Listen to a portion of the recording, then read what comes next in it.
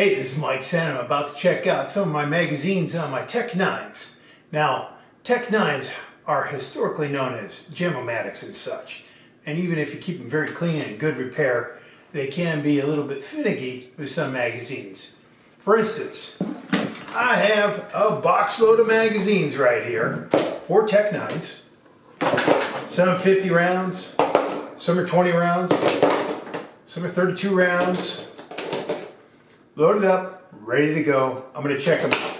Now, I know that some of these magazines work well in some of the guns, and some of the magazines work well in maybe only one or two of the guns.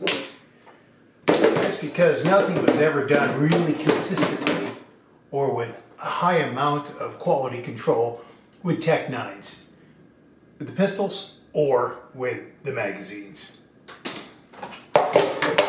So what I'm planning on doing is taking these babies to the range, figuring out what mags work in all of the guns, if any, what mags work in most of the guns, and to see if there's any magazines that are very specific to any one gun. Also, some of these guns might be very finicky where only one magazine might work in them. So I'm going to try it out. Not all of the pistols are TEC 9s. This one, for instance, is a KG99. The K and the G come from the last names of George Kellgren and Carlos Garcia, who were from Interdynamics. The next two pistols up were TEC 9s. Regardless of the barrel length or barrel shrouding, they were TEC 9s as indicated on the lower receiver. This upper came off of my first TEC 9. It has the sling attachment points on the same side as the cocking knob, the threaded barrel, and the heat shroud for the barrel. Those attributes were some of the things that DC and California people declared to be evil and thus banned the gun. Just cosmetic differences here with the removal of the sling attachment points. To make the gun less evil for California and DC people, the TEC DC9 came out. This is a TEC DC9. How can you tell? It says TEC DC9 on the lower receiver. The threaded barrels on the TEC 9 family are the same as a Mac 10, 3/4 by 10. My Mac 10 silencer has various thread adapters that accommodate different guns such as Uzi ratcheting attachments, 1/2 by 28, and the 3/4 by 10. The TEC 9s or the TEC DC9s that do not have a barrel shroud allow you to thread your silencer on all the way to help avoid a baffle strike. The barrel shroud on this one gets in the way of any meaningful threading and is a no-go.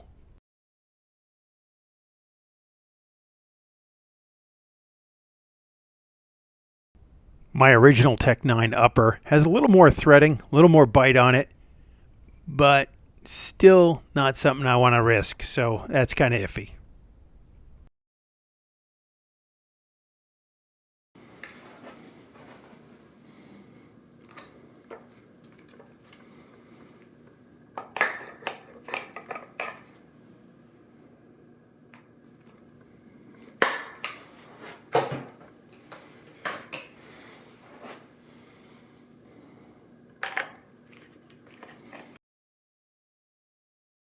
There is a bit of a gradient to the TEC 9 and TEC DC9 barrels, and you can see that there's a little bit of marring for where the silencer touches or comes in contact with the barrel.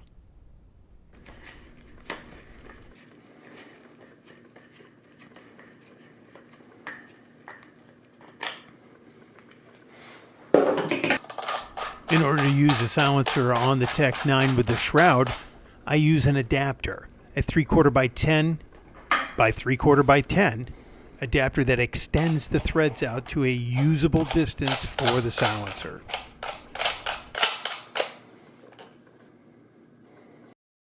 From time to time, I've seen or read comments on my own videos pointing out that a TEC 9 is actually an AB10 or a TEC DC9 or something grossly wrong like that.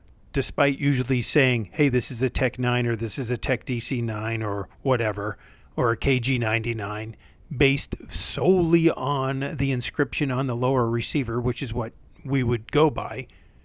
Other people wanted to argue with me because of threading, lack of barrel shrouds, lack of sling attachment points and such. Now, how can I tell that this is an AP9? Well, it says AP9 on the lower receiver, and that's what you look at to determine whether you've got a TEC 9, a KG99, a TEC DC9, or whatever. Since this mag was used in a government exhibit, I hope it works. Here's the plan. First, I'm going to kill all the love bugs. They keep landing on my lens and on me and the guns. All right, I'm going to run the magazine, 5 rounds, each of the pistols, the TEC 9 family first, then I'll do the AP9 completely separately.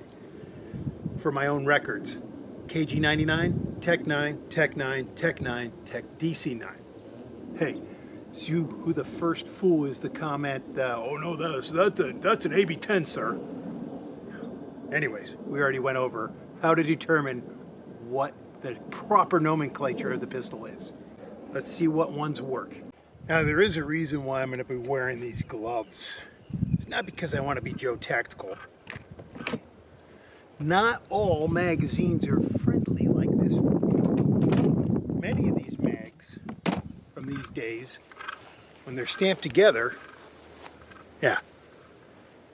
So when you go load this in and then make sure it's fully seated, that can wear you out. And I plan on shooting a lot of mags today, so I'm going to wear gloves.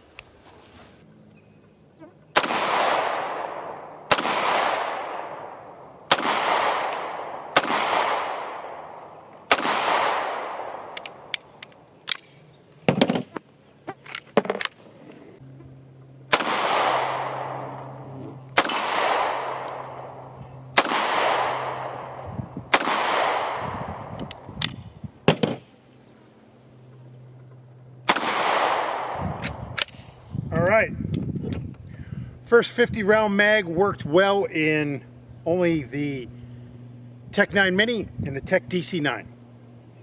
See how it works in the AP9.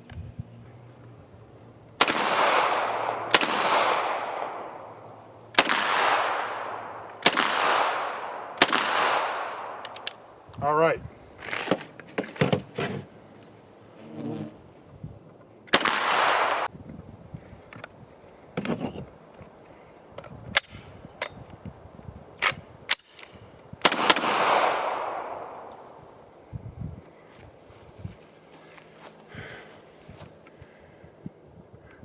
Typical.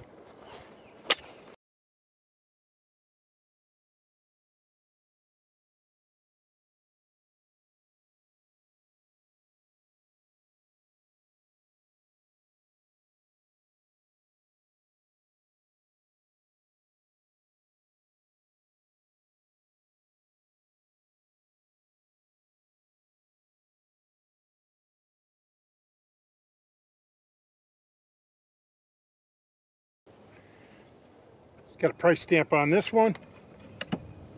You know, I spent at least anywhere between 20 and 50 bucks per mag on these.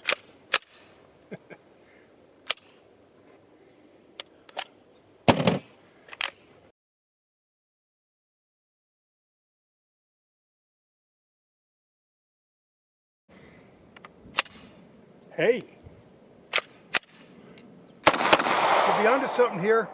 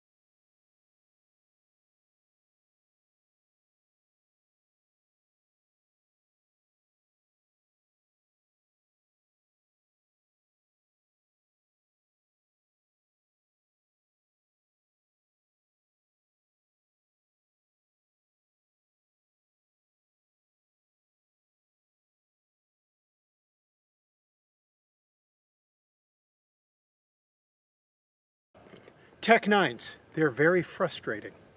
So I've narrowed down a few guns that work with many of the mags, and a lot of the frustration is behind me of the shoot, clear a jam, shoot, clear a, typical TEC 9 shooting. So hopefully some of this will be a little less frustrating. But I am shooting TEC 9, so there's going to be some frustration involved. But already, really?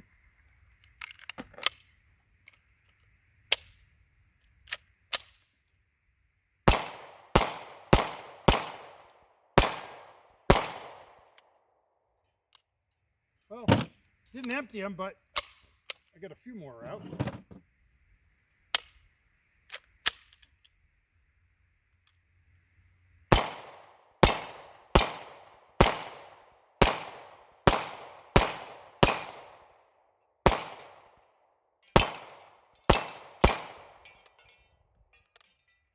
I like that.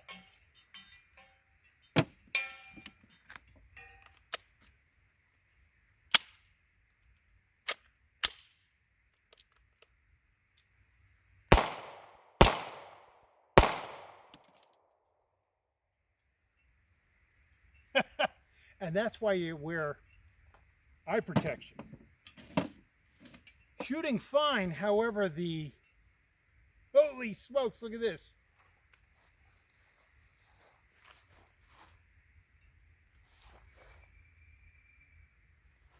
Darn. And that was one of the ones that was shooting all right. Garbage. Well, no way I can put it on safe or cock, so I'm going to have to shoot it out.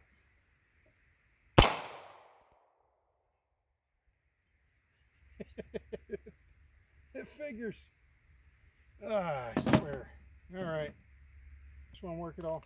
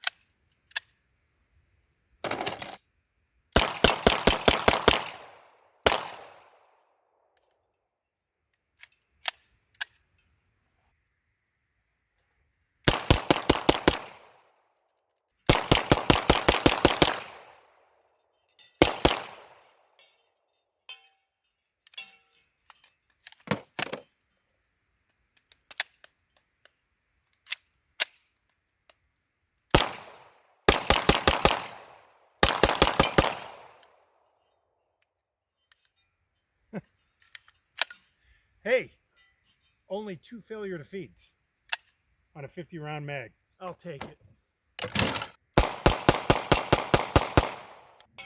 Hey, didn't shoot because the mag was actually empty. Not something you see a lot of.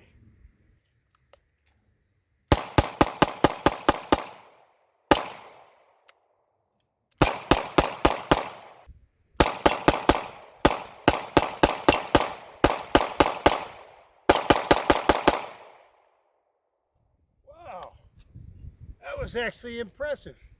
TEC DC9 seems to be the champion of the day as far as reliability goes. And I use the term reliability a little bit loosely.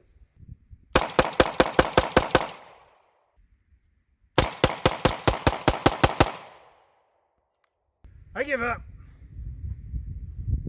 TEC 9 sucks.